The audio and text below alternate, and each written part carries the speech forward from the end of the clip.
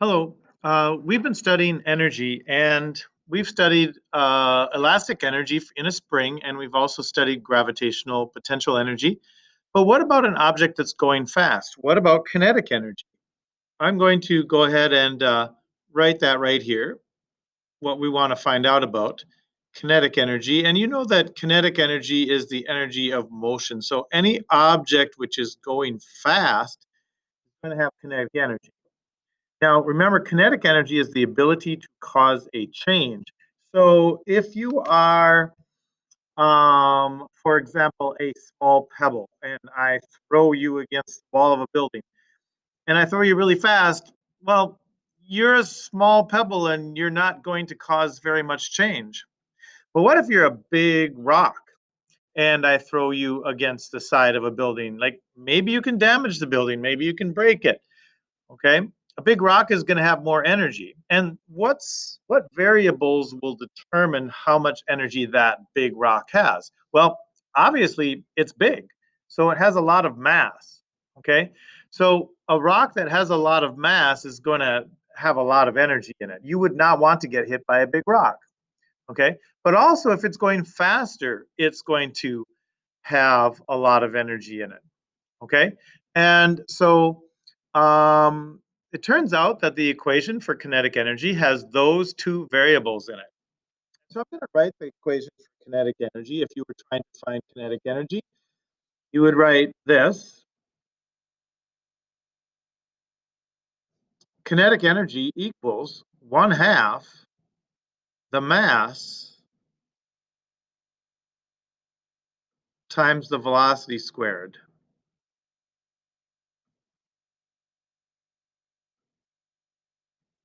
All right. Now you might say, "Oh, that's kind of a strange looking equation, Mr. Langer. It's got you have to take the square of the velocity and multiply that whole thing by a half." And you say, "How did you come up with that equation?" Well, some other people came up with that equation. They did some experiments and found that that was the equation that will get you the kinetic energy. And so at this point, we're just going to go with it. And then we might see more about that later specifically. Okay. But I hope you can see right now, because we've already talked about variables so much, that the kinetic energy equation should have mass in it and it should have velocity in it, because those are the two things that would make a rock able to make more change. Or if you crash your car into a building, if it were going fast or if it were a heavy car, it could cause the most damage. Okay, so those two variables are what goes in the kinetic energy equation. I'm going to I'm going to use that to calculate some kinetic energy of a 1 kilogram rock going 4 meters per second squared. So I have a 1 kilogram rock, mass of 1 kilogram, going 4 meters per second. Okay. So it's kind of like the turtles. Instead of feet per second, we got meters per second here. All right. And so I'm just going to substitute in that equation the kinetic energy is going to equal 1/2 times the mass, which is 1 kilogram, times the velocity, which is 4 meters per second. But I have to square that whole thing. I got to put it in parentheses and take the square. So 4 squared is 4 times 4, which is 16.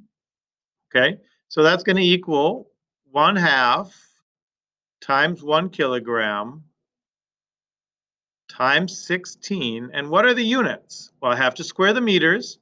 So that's meters squared. Have to square the seconds, so that's seconds squared, okay?